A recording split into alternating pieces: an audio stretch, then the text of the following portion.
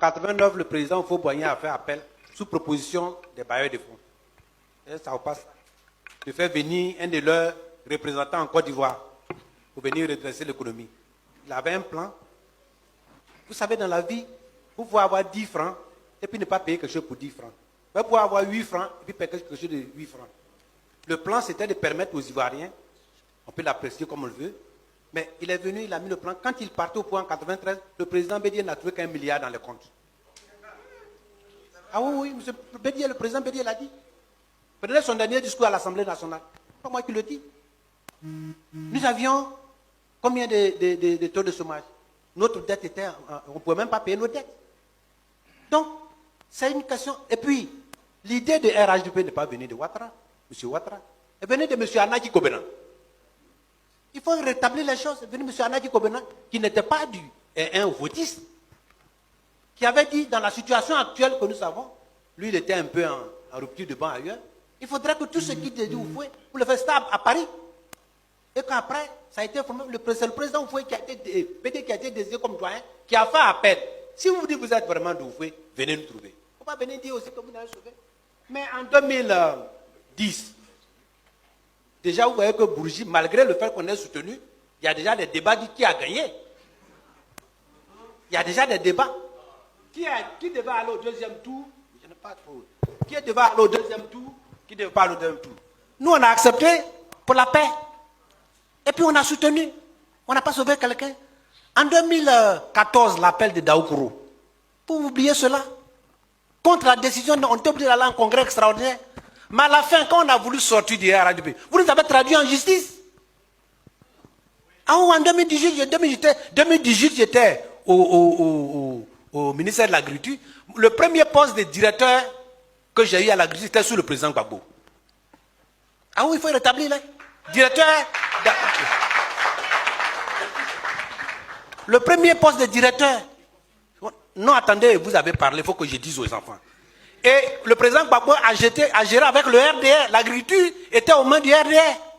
Donc le bilan du Gbagbo qui est mauvais là, c'est vous de partager ça.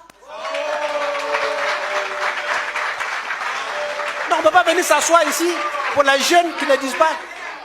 Moi je suis quelqu'un qui dit les choses. Nous on a géré, on a eu fait des erreurs. Et nous l'assumons.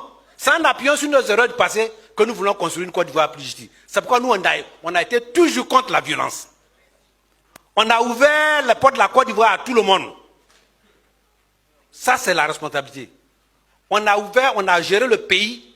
Le président Oufoué avait dit, la Côte d'Ivoire ne pouvait pas être un oasis dans le désert. Mesdames et messieurs, chers amis, alors, nous sommes aujourd'hui lundi. Le rebelote, ça recommence encore la semaine.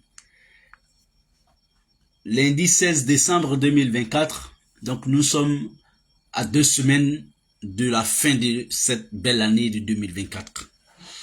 Mesdames et messieurs, je nous souhaite à chacun une très belle fin d'année et un très bon début d'année 2025 dans la gloire du Seigneur. Ce matin, dans notre traditionnel matin bonheur, en quelques minutes, je voudrais porter quelques regards sur le sommet extraordinaire de la CEDEAO hier à Abuja au Nigeria sur l'AES. Voilà, enfin, le volet qui a concerné l'AES, c'est ce qui me concerne ce matin. Alors, j'ai mis en titre « Pourquoi la CEDEAO tente tant de ramener l'AES en son sein ?» Vous savez, je suis de ceux, je ne l'ai jamais caché et je compte aussi l'assumer jusqu'au bout. Je suis de ceux des Africains qui croient que la communauté est une très bonne chose. Qu'être ensemble est une très bonne chose. On peut aller très loin seul. Ou bien on peut aller très vite quand on est seul. Parce qu'on n'est pas peut-être encombré. Mais on va souvent très loin quand on est ensemble. Ça c'est la nature même qui recommande l'unité et l'union. je suis donc de ceux des Africains qui croient fermement à ce que l'AES peut être une confédération. Ou bien, voilà.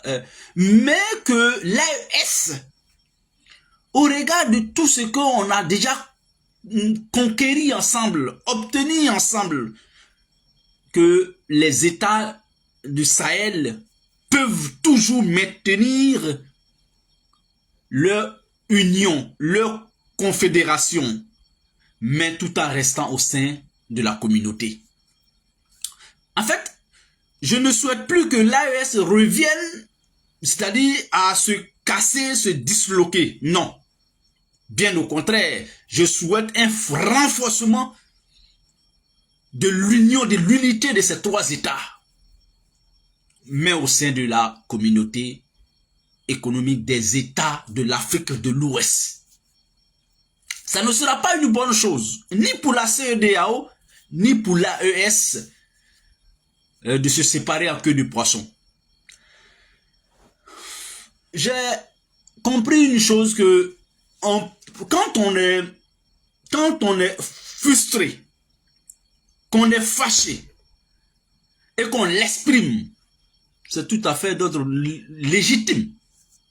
Il n'y a pas plus action légitime que d'exprimer sa frustration, que de pleurer quand on te frappe. En fait, c'est logique. On ne frappe pas quelqu'un et puis on lui dit, on l'interdit. Tu n'as plus le contrôle de ses sentiments en ce moment-là.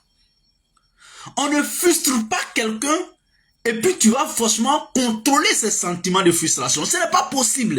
Et c'est ce qui s'est passé entre une partie de la communauté, sinon des chefs d'État de la communauté économique des États de l'Afrique de l'Ouest, la CEDEAO, et les dirigeants actuels des États du Sahel.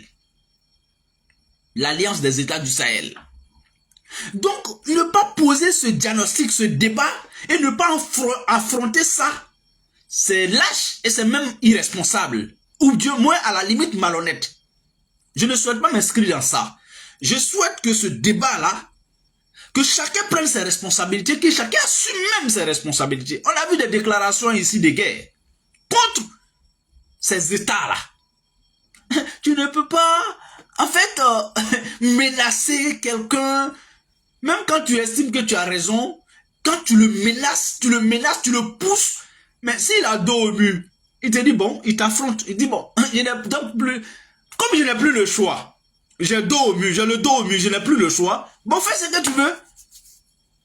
Vraiment, fais ce que tu veux maintenant, on verra. Et c'est ce qui s'est passé. Et donc ça là, on déplore tous. Donc j'ai vu un test que la CEDEAO aurait encore une fois de plus mandaté le jeune président de notre génération, si je peux m'exprimer ainsi, Bassirou Diomaye Diakhar Faye, du Sénégal, auprès de ses pairs, de ses frères de l'AES, de tenter encore une fois de plus de les ramener au sein de la communauté. La CEDEAO a même fait des ouvertures aussi pour dire, bon, écoutez, dans les tests dit que c'est jusqu'au 29 janvier 2025 que si rien n'était fait et tout ça, qu'on allait acter définitivement leur départ. Sauf erreur de ma part, je dis bien sauf erreur de ma part, je crois bien que la CEDEAO a prorogé ce délai jusqu'en juillet 2025. Je crois que j'ai vu ça quelque part. Et si tant est que la CEDEAO veut obligatoirement, sinon tente ou bien tient à ce que nos frères restent dans la communauté, bon, ne voyons pas forcément ça en ce que la CEDEAO veut se sauver elle-même, mais plutôt un esprit de sagesse pourrait peut-être abriter certains d'entre eux pour dire, bon, vraiment, ça là, reconnaissons qu'on a affronté, donc faisons tout pour apaiser nos frères, faisons tout pour les calmer, faisons tout pour les ramener et qu'on continue la marche ensemble, mais peut-être différemment. Et moi, c'est ce que je sujette toujours aux États de l'AES. Moi, je souhaite que les États de l'AES peuvent revenir, rester, sinon, parce qu'ils ne sont pas encore définitivement partis, peuvent rester au sein de la communauté. Pour le grand bonheur de nous tous. Pas seulement je vais dire pas seulement des peuples de l'AES, mais pour nous tous, nous aussi qui ne sommes pas de l'AES, dans l'AES. Parce que il ne faudrait pas que quelqu'un se blague pour dire l'AES n'a plus besoin de la CEDEAO. Non. Il ne faudrait pas aussi que quelqu'un se dise oh, ils sont minoritaires, ils sont combien même, ils n'ont qu'à partir. C'est faux. Autant la CEDEAO qui reste sans l'AES a besoin de l'AES, autant l'AES a besoin de la CEDEAO. Donc ça là, il ne faut pas que quelqu'un va nous blaguer. Parce qu'il est content ou bien parce qu'il est fâché. Parce que c'est selon. Aujourd'hui, c'est deux camps. Voilà, ceux qui soutiennent les dictateurs qui sont encore dans la CEDEAO viendront nous narguer ici pour dire oh, ils n'ont qu'à partir. Ceux qui aussi sont pour le retrait définitif de l'AES viendront dire oh, CEDEAO là même c'est quoi même, c'est gâté, c'est rien, ça n'apporte rien, c'est faux, c'est pas vrai.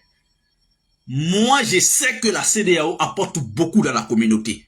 Mais là ceux qui la gouvernent aujourd'hui sont en train de passer. Ils vont passer.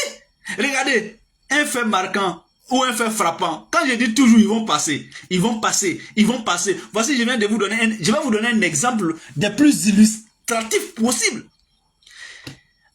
Ado de Ghana, le président ghanéen qui quitte le pouvoir en début janvier là, qui a déjà même, qui n'est plus élu, mais qui est en train de d'organiser comme son départ du palais ghanéen, était au fouet et au moulin contre les soldats qui ont pris les armes. Il était même, à un moment donné, le président de la Confédération des chefs d'État de l'Afrique de l'Ouest, des États de l'Afrique de l'Ouest, donc de la CEDEAO. Il n'est plus président de la République au Ghana. Il est parti comme ça. Mais la CEDEAO va demeurer. Et c'est à ça que moi je crois. Et c'est sur ce angle-là que moi je veux qu'on pose le regard et le diagnostic. Ceux qui dirigent la CEDEAO aujourd'hui, pendant la création de l'AES, sont en train de passer. Ce sont des individus qui ont une durée de vie de mandat de entre 10, 15, 20 ans maximum. Ils vont partir. Mais la CEDEAO doit demeurer. C'est pour ça que moi je dis aux États de l'AES que leur confédération ou leur fédération là est une très bonne chose, mais au sein de la CEDEAO. Et que je crois même que le fait qu'ils ont réussi à créer une alliance entre ces trois États, ils seront encore plus puissants, plus forts au sein de la CEDEAO avec cette alliance-là. Est-ce que vous voyez un peu? C'est comme on est 10 personnes dans une organisation. On est individuellement 10 personnes. Et puis, 3 personnes d'entre ces 10 ont réussi à créer une forte alliance au sein de cette chose-là. Parce qu'ils ont, bien entendu, des intérêts communs qui ne sont pas forcément ceux des autres. Mais à chaque prise de décision au sein de la CEDEAO, moi je crois que ces trois États déjà partent avec un langage commun. Moi c'est comme ça que je comprends la chose quand je dis ils sont forts, mais ils seront encore plus forts en restant au sein de la CEDEAO. Donc ce que la CEDEAO est en train de faire aujourd'hui, c'est salutaire pour moi. C'est-à-dire, pour moi c'est aussi un acte de sagesse. C'est-à-dire, bon, peut-être ils ont reconnu que c'est eux qui ont mal fait et que c'est eux qui doivent arranger. Moi je pense que c'est ce pas qu'ils sont en train de poser. Moi je ne regarde pas la tête d'un individu parce qu'il va partir bientôt. Il ne sera plus président dans 1 an, dans 2 ans, dans 3 ans. Mais la CEDEAO devrait demeurer. Voilà, c'est comme ça que moi je souhaite poser ce regard, ou du moins mon regard, ou mon diagnostic, ou mon analyse. C'est sur cet angle-là que je... La team, je viens de vous montrer 2 vidéos ici. La première vidéo est la vidéo de Wessoumi Soumaïla, le porte-parole du PDC RDA, qui a décidé de nous parler ici de M. Alassane Ouattara à son arrivée en tant que Premier ministre en Côte d'Ivoire. Et il nous a informé que en 1993, après le départ de Ouattara Alassane, le président Bédji n'a trouvé qu'1 milliard de francs CFA dans les caisses de toute la nation. Est-ce que vous comprenez ce que ça veut dire? Le grand économiste qu'on avait envoyé en Côte d'Ivoire pour redorer l'économie, pour sauver l'économie du pays, était plutôt celui-là qui avait fait chuter l'économie du pays. Et ce n'est pas du tout normal. Est-ce que vous comprenez ce que je veux dire? Ce n'est pas du tout normal. Donc il a fait chuter l'économie. Il a fait que la Côte d'Ivoire se retrouve encore plus bas-cutée. Pourtant, il était venu la réussir. Après avoir imposé les titres de séjour, sachant qu'il devait revenir par là pour prendre le pouvoir. Après cette vidéo, vous avez vu la vidéo de Lucien Kibafori qui nous parle de la CEDEAO. Une CEDEAO qui tente bien que mal de faire revenir le Mali, le Burkina et le Niger à l'intérieur d'elle. Mais ceux-ci n'en veulent plus. Il faudra soit l'accepter, soit comprendre que c'est du passé. Ou alors, si vous voulez vous réunir encore ensemble, vous allez constituer des dossiers et faire une demande aux États de l'AES pour intégrer l'AES. Parce que dans l'AES, il y aura de nouvelles règles, une nouvelle vision, une nouvelle dynamique et de nouvelles opportunités. Ça ne sera plus la même chose, il faudra faire avec aussi. Parce que c'est impossible aujourd'hui pour ces partis politiques de revenir encore dans la CEDEAO parce que la CEDEAO n'est pas crédible. Elle est dirigée par des marionnettes qui travaillent pour l'Occident et font chanter leurs propres frères quand l'Occident claque du petit doigt. Et vous-même, on ne peut pas continuer à vivre ainsi. Ce n'est pas digne, ce n'est pas juste, ce n'est pas normal. Nous devons changer. La team, entre ces deux vidéos ici, il n'y a peut-être pas de similitude. Mais ce n'est pas tout moment qu'on va faire de longues vidéos avec de petits contenus. Donc, deux fois, quand on a de petits sujets, on veut directement les mélanger, les servir à une vidéo pour nos abonnés qui sont ici pour avoir toutes les informations. Donc, vous avez écouté Bredomi Soumaïla ici. Alassane Ouattara n'est pas l'économiste qu'il pense être. Au contraire, c'est une fake, c'est une arnaque. Il a toujours arnaqué les personnes. Et qui savait cela? Si on n'avait pas cette information aujourd'hui, que Bédji avait trouvé 1 milliard dans les caisses de l'État après le départ d'Alassane Ouattara. Là donc été une erreur pour la Côte d'Ivoire. Et c'est cette même erreur qu'il est aujourd'hui. Parce que quand il va quitter le pouvoir, non seulement les caisses seront vides, mais celui qui viendra aura des dettes. Tellement de dettes sur la tête que la vie des Ivoiriens risque d'être encore plus difficile qu'avec Ouattara. Et vous aurez l'impression que c'est ce président qui est nul. Et pourtant c'est Ouattara qui avait détruit tout avant de s'en aller. C'est de ça qu'il s'agit. Parce qu'il s'endette tellement. Et ces ministres lui volent tellement. Ils pillent tellement les caisses de l'État que vous devez vous attendre au pire d'une manière ou d'une autre. La team, ceci étant dit, dites-moi ce que vous pensez pour les deux vidéos, on se voit pour une autre.